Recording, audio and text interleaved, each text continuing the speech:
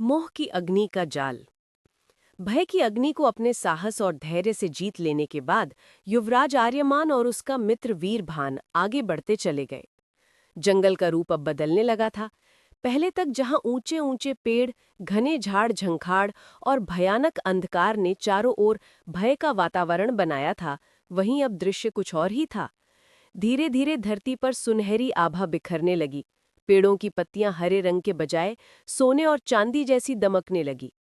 हर शाख से मानो रत्नों की वर्षा हो रही थी। झरनों से गिरता जल अब साधारण जल न लगकर मधुर संगीत की धुनों जैसा प्रतीत हो रहा था। वातावरण में एक ऐसी अद्भुत सुगंध फैल गई थी जो हृदय को बांध लेती थी।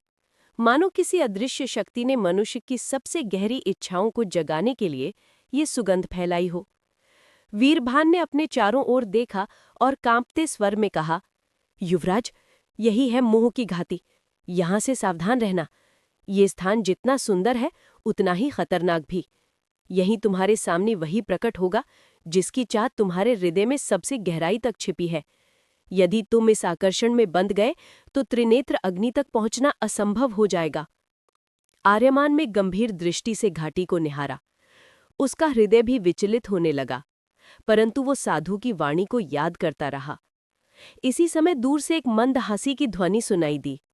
वो नीलांजना थी, रानी चंद्रलेखा की बहन, जो तंत्र माया की माहिर थी। वो अपनी गहरी साधना से इस मोह की घाटी को नियंत्रित कर चुकी थी। उसके हाथों में रुद्राक्ष की माला थी और उसकी आंखों में छल की चमक। उसने मंत्रोच्चारण करते हुए कहा, आज देखती हूं आर्यमान का हृदय कितना दृढ़ है। वो भय की अग्नि से तो बच निकला, पर मोह से कौन बच सका है। मानव का हृदय सबसे कमजोर तब होता है जब उसके सामने उसकी इच्छाओं का दर्पण रखा जाता है, और यही दर्पण मैं उसके सामने रखूंगी। उसने अपनी तंत्र शक्ति से मोह की घाटी में और भी चमत्कारिक दृश्य रच डाले। हवा और गंध और गहरी हो गई, झरनों की मधुर ध्वनियां और मोहक हो उठीं, और चमचमाते वृक्षों से रत्नों की वर्षा और तेज हो गई। नीलांजना की माया ने अचानक युवराज के सामने एक दृश्य रच दिया। आर्यमान ने देखा कि वो स्वयं एक विशाल सिंहासन पर विराजमान है। सिंहासन सोने चांदी से जड़ा हुआ था। उस पर चमकते हुए हीरे और मणियां जड़ी थी। उसके चारों ओर राज्य के मंत्री, सेनापति और प्रजा खड़े थे। सबके मुख में प्रसन्नता थी और सब एक स्वर में पुकार रहे थे, जय हो युवराज आर्यमान की, जय हो हमारे धर्म रक्षक की। आर्यमान ने ये दृश्य देखा तो उसका हृदय गर्व और प्रसन्नता से भर उठा। उसके सिर पर चमकता हुआ मुकुट था और उसके चारों ओर वैभव का ऐसा दृश्य था जो किसी भी मानव का हृदय मोहित करते। इसी समय उसके सामने एक दिव्य नारी प्रकट हुई। वो इतनी सुंदर थी कि मानो स्वर्ग की अप्सराएं भी उसके सामने फीकी पड़ जाएं। उसकी मुस्कान में मधुरता थी, उसकी आंखों में आकर्षण का अथाह सागर, और उसकी वाणी में ऐसा संगीत था जो सीधे हृदय को छू जाए। वो नारी बोली, आर्यमान, अब तुम्हारे संघर्ष समाप्त हो गए। अब और कष्ट सहने की आवश्यकता नहीं। तुम्हारा भाग्य यही है कि तुम इस वैभव और सुख के साथ राज्य करो। मैं तुम्हारी संगिनी बनूंगी और तुम्हें अनंत सुख और प्रेम प्रदान करूंगी। बस एक वचन दो, त्रिनेत्र अग्नि की खोज छोड़ दो, धर्म और युद्ध के इन कठिन मार्गों को त्याग दो और मेरे साथ इस वैभवपूर्ण जीवन का आनंद लो। आर्यमान के नेत्र चमक उठे। उसने पहली बार जीवन में इतना अद्भुत सुख देखा था, परंतु उसे ये ज्ञात ना था कि ये कोई सच्ची नारी नहीं, बल्कि नीलांजना का मोह जाल था।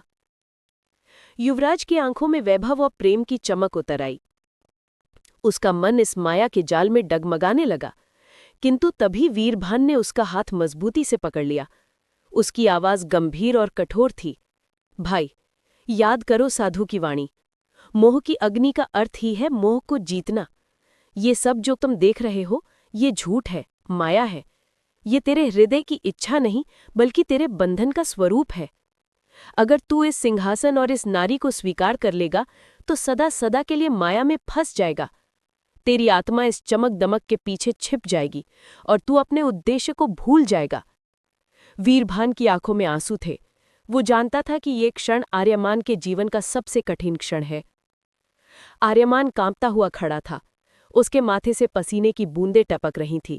उसका हृदय एक और उस वैभव और सौंदर्य की ओर खींच रहा था, तो दूसरी ओर धर्म और साधु की वाणी उसकी आत्मा को पुकार रही थी। उसने गहरी सांस ली और उस दिव्य स्त्री की आंखों में देखा। फिर गर्जना करते हुए बोला, तुम कितनी भी सुंदर क्यों ना हो, पर तुम सत्य नहीं हो। तुम मेरे हृदय का सपना नहीं, मेरी आत्मा का बंधन हो। मेरा हृदय केवल प्रभु और अपने राज्य की रक्षा के लिए धड़कता है। मुझे न वैभव चाहिए, न मोह चाहिए। मुझे केवल धर्म चाहिए, केवल सत्य चाहिए। उसकी ये वाणी सुनते ही वो स्त्री धुएं में बदल गई। चारों ओर भयंकर गड़गड़ाहट होने लगी। नीलांजना का जाल उसी क्षण चकनाचूर हो गया।